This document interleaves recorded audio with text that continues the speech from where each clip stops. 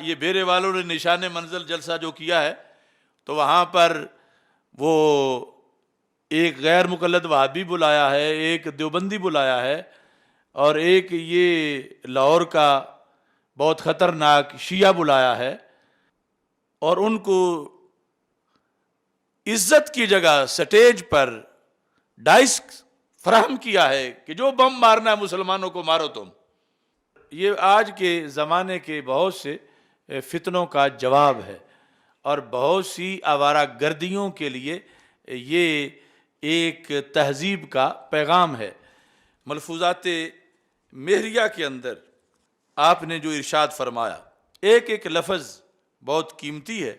یہ ملفوظ نمبر 156 ہے اور 117 نمبر صفحہ ہے کہ بد عقیدہ کی تقریر کتنی نقصان دہ ہے۔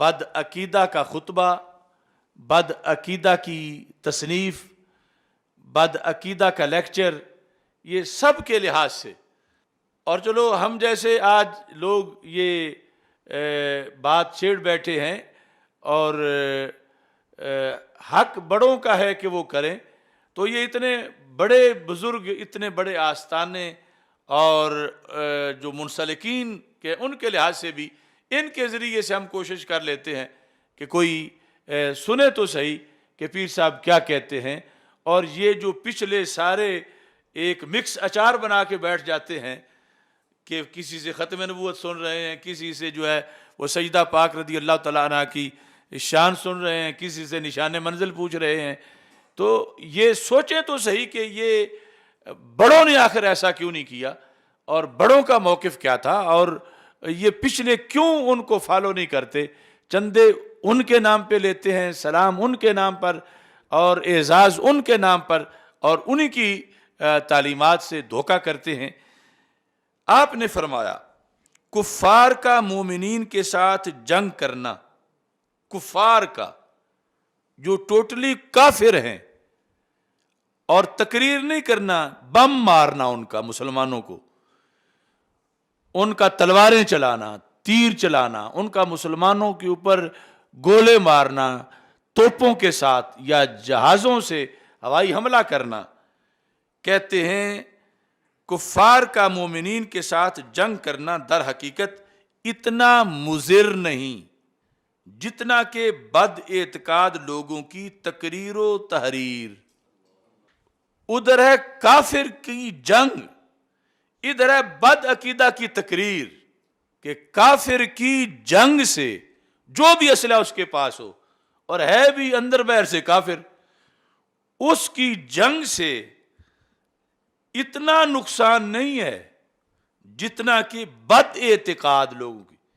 بد اعتقاد بولا ہے، یہودی نصرانی ہندو سکھ کی بات نہیں ہو رہی، اگرچہ وہ بھی عقیدہ تو بد ہی ہے ان کا، لیکن بد اعتقاد اسلام کے دائرے کے اندر اہل سنت سے ہٹ کر جو لوگ ہیں ان کو کہا جاتا ہے، جس طرح اہل اہوا یا اہل بدع، تو یہاں انہوں نے لفظ بولا بد اعتقاد، جتنا کہ بد اعتقاد لوگوں کی تقریر و تحریر۔ یہ دعویٰ آگے دلیل سنو، کیونکہ کفار کے ساتھ جنگ سے بڑی تکلیف یہی ہوتی ہے کہ مومن کفار کی تلوار کے غلبہ سے مقتول ہوتے ہیں۔ یعنی کافر لڑیں گے تو انہوں نے کوئی کمی تو چھوڑنی نہیں، اپنا پورا زور انہوں نے لگانا ہے، تو کیا ہوگا کہ بالآخر مسلمان شہید ہو جائیں گے، وہ جو ان کے قابو آ جائے گا جہاں وہ حملہ کر سکیں گے، تو ان کی تلوار کے غلبہ سے مسلمان مقتول ہوتے ہیں۔ لیکن یہ ہے تصوف، یہ ہے اصل فقر غیور۔ یہ فقر غیور کا لفظ کئی لوگ اپنے رسالوں پہ لکھتے ہیں، لیکن وہ فکر تنوری پھر بن جاتا ہے بالآخر۔ تو فقر غیور جو ہے، فقر غیور، وہ پیر میر علی شاہ صاحب کا اگلے جملے سے پتہ چل رہا ہے۔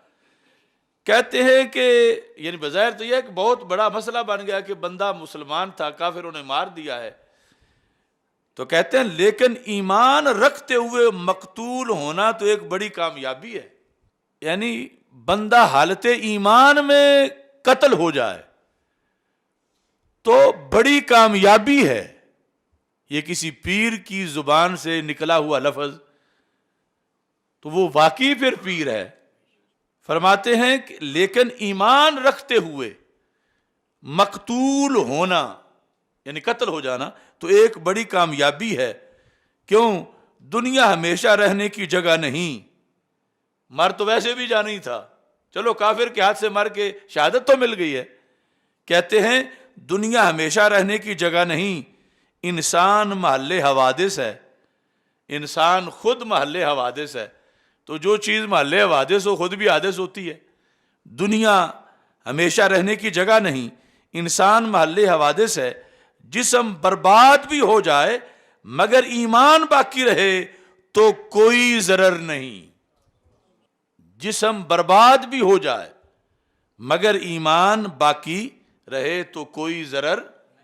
یعنی کافر نے مارا تو جسم برباد ہوا, ایمان تو نہیں نہ برباد ہوا. یہ فرق بتا رہے ہیں کہ بد عقیدہ کی تقریر اور کافر کا گھوڑا اور تلوار, کہ کافر کی تلوار سے مومن جو ہے وہ شہید ہو گیا تو کہتے ہیں ویسے اس نے کب ساری زندگی رہنا تھا, باقی قیامت تک اس نے جانا ہی تھا.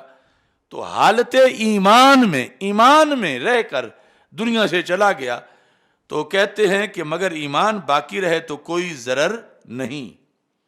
مگر جو شخص اسلام کا دعویٰ کرے, اب یہ جو میں نے وضاحت کی بد اعتقاد لوگوں کی, وہ خود انہوں نے ذکر کر دیا کہ یہاں بد اعتقاد وہ ہندوؤں, سکھوں, یہودیوں, نصرانیوں کو نہیں کہہ رہے, بلکہ کلمہ گو جو اسلام والے اور ہیں آگے بد عقیدہ ان کی بات کر رہے ہیں.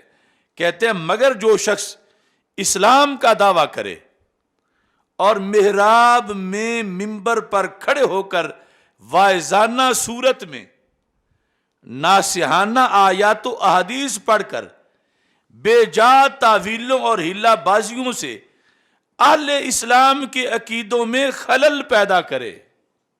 منبر پر جس طرح یہ بیرے والوں نے نشان منزل جلسہ جو کیا ہے تو وہاں پر وہ ایک غیر مقلد وہابی بلایا ہے, ایک دیوبندی بلایا ہے, اور ایک یہ لاہور کا بہت خطرناک شیعہ بلایا ہے, اور ان کو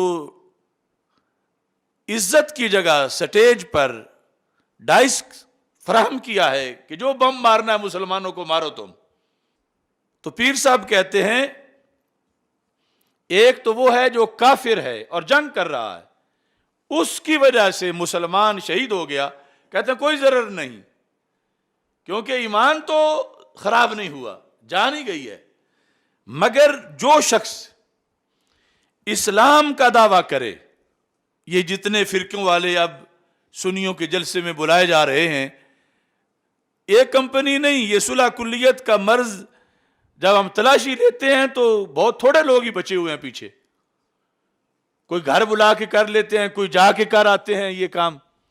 تو اب کم از کم یہ ضرب تو ان کو ڈائریکٹ گولڑا شریف سے لگ رہی ہے. مرکز صراط مستقیم کی باری تو بعد میں آئے گی کہ مار تو ہم بھی رہے ہیں صلح کلیت پہ یہ ضرب, مگر پہلے تو گولا یہ مار کے گئے ہیں پیر میر علی شاہ صاحب رحمۃ اللہ علیہ. یا تو پھر ساری کتابیں بدلنی پڑیں گی کہ جہاں جہاں گولے ہیں وہ نکال دیے جائیں.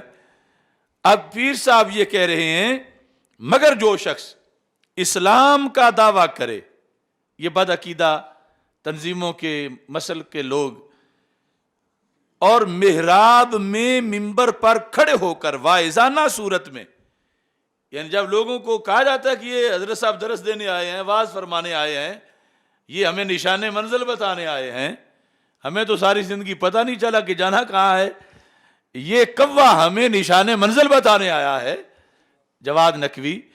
تو یہ کہتے ہیں محراب میں منبر پر کھڑے ہو کر واعظانہ صورت میں ناصحانہ آیات و احادیث پڑھ کر بے جا تعویلوں جتنی یہ رافضی کرتے ہیں, یعنی آیت سچی پڑھ کے آگے گھڑی ہوئی تعویلیں, حدیث سچی پڑھ کے, کچھ تو حدیثیں گھڑی ہوئی چیز کو حدیث کہہ لیتے ہیں, یا سچی کو پڑھ کے آگے گھڑ کے وہ دیوبندی ہوں، وہابی ہوں یا جو بھی ہوں، بیان کرتے ہیں، کہتے ہیں ہیلا بازیوں سے اہل اسلام کے عقیدوں میں خلل پیدا کرتے ہیں۔ تو یہ بندہ جو دعوی اسلام کر کے تعویلوں سے حملہ کر رہا ہے مسلمانوں پر، تو پیر صاحب کہتے ہیں تو ایسے شخص کا ضرر بہت زیادہ ہے۔ جس کافر نے گوڑے مار کے مسلمانوں کو شہید کر دیا، کہتے ہیں وہ کوئی ضرر نہیں، کیوں؟ ایمان تو بچا ہوا تھا، اس کے گولوں سے جان گئی ہے، ایمان تو نہیں گیا۔ اور یہ جو صلح کلیت کے گولے ہیں، پیر صاحب کہتے ہیں کہ اس کی وجہ سے ایمان چلا جاتا ہے۔ تو نقصان تو تب ہوتا ہے جب ایمان چلا جائے، یعنی یہ تو عبارت بھی اردو ہے ساری۔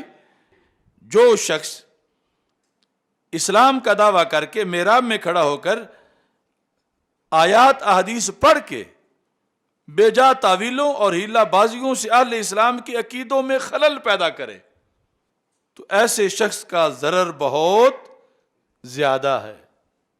یہ زیادہ کیوں نہیں مانا جا رہا آج؟ یعنی سمجھ تو آ رہا ہے کہ واقعی زیادہ ہے، لیکن اس زیادہ ضرر کو مانا کیوں نہیں جا رہا کہ یہ زیادہ ہے؟ کیونکہ اس ضرر کے لیے روز تیار ہیں سارے، یہ ضرر روزانہ کروا رہے ہیں سارے الا ماشاءاللہ، صلح کلیت سے۔ اور کوئی کسی جہنمی کا لیکچر سنتا ہے، کوئی کسی رافضی کا، کوئی کسی خارجی کا، کوئی کسی پروفیسر کو چمٹا ہوا ہے، کوئی کسی کے پیچھے لگا ہوا ہے۔ تو پیر مہر علی شاہ صاحب رحمۃ اللہ علیہ پھر کیونکہ کہہ کے آگے تشریح کرتے ہیں، کہتے ہیں کیونکہ اس کی زبان کا ڈنگ، اس کی زبان کا ڈنگ، یہ جو بدعقیدہ خطیب ہے، بدعقیدہ پروفیسر ہے، بدعقیدہ مولوی ہے، بدعقیدہ پیر ہے، اس کی زبان کا ڈنگ روح اور ایمان کے لیے ایک خطرناک اژدہا ہے۔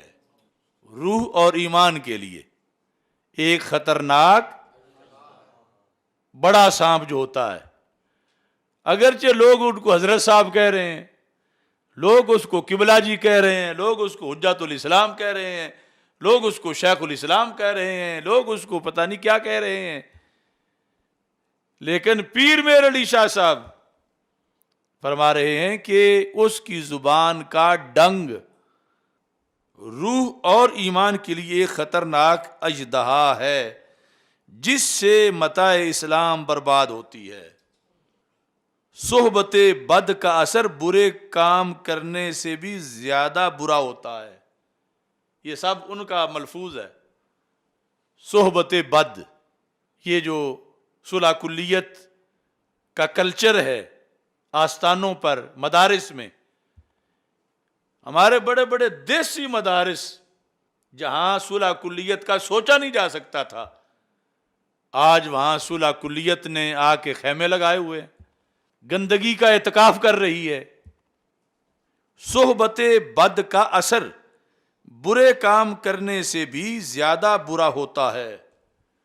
اب فقر غیور پھر بولا آگے سے، کہتے ہیں ہم سے تو ایسی فقیری نہیں ہو سکتی، ہم سے تو ایسی فقیری، ہم سے تو ایسی فقیری اور تم سے تو ایسی فقیری نہیں ہو سکتی کہ عقائد متواترہ اسلامیہ پر ایسے حملوں کے وقت خاموش بیٹھ کر تماشا دیکھا کریں۔ اب پیر مہر علی شاہ صاحب کا یہ مکتوب میں پیش کر رہا ہوں، ان سارے، پھر کوئی کہتا ہے جی میں چشتی ہوں، تو میں تم چشتیوں سے کہہ رہا ہوں کہ میرے چشتی پیر کی اس بات کا جواب دو، کیوں تم نے دین سے دغا کیا ہوا ہے؟